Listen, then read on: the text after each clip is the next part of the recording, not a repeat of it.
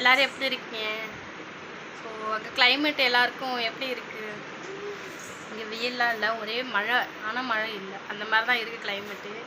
சரி, நம்ம நேர விஷயத்துக்கு வந்துடுமா?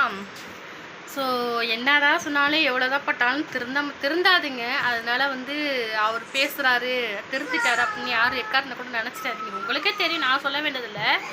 ஸோ யாரை பற்றி பேச வரேன்னா, நம்ம மாமா, புரோக்கர் மாமா, அவரை பற்றி தான் பேச வரேன்.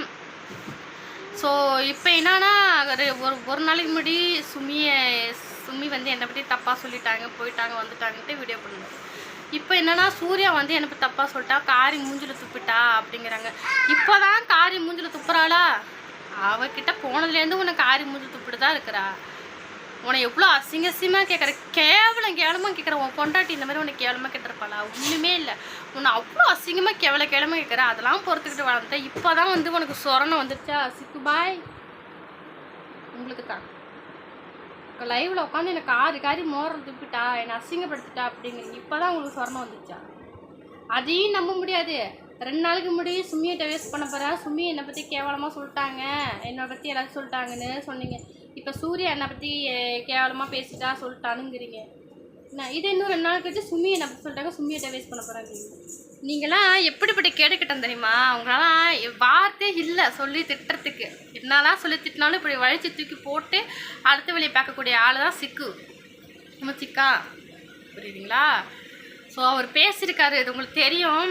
சூர்யா திட்டிருக்காங்க, போயிருக்காங்கன்ட்டு.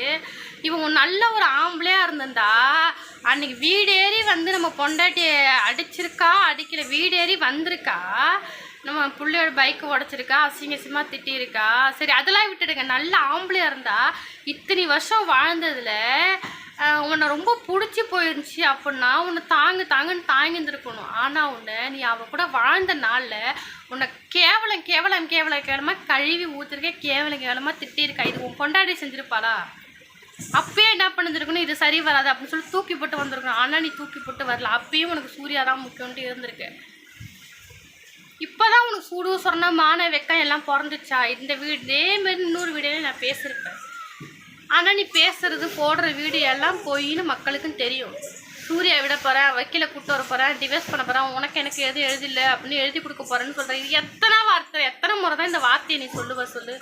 உன் பேச்சு கேட்குறவங்களும் கேன குதின்னு நினச்சிட்டியா? அவனா சகோதரருக்கு எவன் உனக்கு சப்போர்ட் பண்ணுறா சொல்லு? சுமியை டைவர்ஸ் பண்ண போகிறாங்கிற, சூர்யாவை டைவர்ஸ் பண்ண போகிறாங்கிற, சுமியை விட போகிறாங்க. ஆனால் ஒன்றுமே செய்ய மாட்டேற. நீ தான் நல்ல ஆம்பளையே கிடையாதுப்பா. அப்புறம் எப்படிப்பா நீ விடுவ? யாருமே சிக்கா பேசுறது எக்காரத்தை கூட நம்பாதீங்க. அவன் சும்மா நட்டிப்பு புண்டை தான் விடுவான். அவனுக்கு பேச்சு நம்பாதீங்க. சீரியஸாக சொல்கிறான், அவர் பேசுகிறத நம்பாதீங்க. இப்போ பேசுவான், இன்னும் 1 hour கழிச்சு சூர்யா மன்னிப்பு கேட்டா, சூர்யா அதை காட்டிட்டா இதை காட்டான்னு சொல்லி மயங்கி போய் சூர்யா பக்கம் திரும்பிடுவார். அடுத்து சும்மி எதிரியாக தெரிவாங்க. அதனால சிக்கா பேசுறது யாரும் நம்பாதீங்க. அவன் பேசுகிற வார்த்தை தண்ணீர் எழுதி வச்சுக்கணும். தண்ணீர் எழுதி வச்சுட்டா கரைஞ்சிடும்ல உடனே. ஸோ சிக்கா பேசுறது எக்காட்டு கூட நம்பாதீங்க. அவன்லாம் சும்மா நடிப்பான்ப்பா. கேவலமான கேடுகட்டான்ப்பா சிக்கா. அவனால எக்காரத்தை கூட நீங்கள் நம்பாதீங்க, யாருமே நம்பாதீங்க. சூர்யா மதுரையில் போய் சூர்யா பார்த்துட்டான்னு அப்படியே பொட்டி பம்பா அடங்கிடுவான். அப்புறம் சூர்யா என்ன ஆர்டர் போடுறாங்களா, ஹைகோர்ட் ஆர்டர் மாதிரி சூர்யா என்ன ஆர்டர் போடுறாங்களோ அதுதான் அப்படியே சரிங்கங்குவான். உடனே அங்கே உள்ள பேச்சு தான் எடுப்படும். அப்படியே என்ன பண்ணா அடுத்து கட்டின பொண்டாட்டி புள்ள பிடிக்காமல் போயிடும் சிக்கு. இதை சுமிக்கிட்ட வந்தாலும் சூர்யா பிடிக்காமல் போயிடும். இந்த மாதிரி கேடுகட்டம் தான். அதனால இந்த கேடுகட்டம் பேசுறதுலாம் யாரும் நம்பாதீங்க. கேடுகட்டவரே நீங்கள் பேசி செல்லை தேஞ்சு விடும் போல, அந்த மாதிரி தான் இருக்குது. அதனால் போய் பேசாத, கண்டென்ட்டுக்காக என்ன வேணாலும் பண்ணாத. நீலாம் ஒரு நல்ல ஆம்பளையே கிடையாதுப்பா. சீரியஸாக தான் சொல்கிறேன். நீ என்ன என்னை திட்டினாலும் பரவாயில்ல, நீ என்னை அடித்தாலும் பரவாயில்ல, நான் உண்மையாக தான் சொல்கிறேன். நீ நல்ல ஆம்பளையாக இருந்தா அப்போவே உன்னை வீடு தேடி அவன் கூட வாழ்ந்தப்போ உன்னை எவ்வளோ அசிங்கமாக திட்டியிருப்பா. அப்போவே நீ விட்டு வந்துருக்கணும். அப்போவே நீ விடாத ஆள். காரத்துக்கு போனாலும் இப்படி தொடச்சி போட்டு அவன் கூட வாழ்ந்த ஆள் நீ. இப்போவா விட போற? இப்போ உன புதுசாக காரி துப்புறா, இப்போ உன புதுசாக திட்டுறா, இப்போ உங்கள் குடும்பத்தை இழிவாக பேசுகிறா. ஐயோ ரொம்ப அதெல்லாம் அடிக்கிறப்பா. நீ ரொம்ப தான் நடிக்கிற. கேவலமான பிரிவு நீலாம்.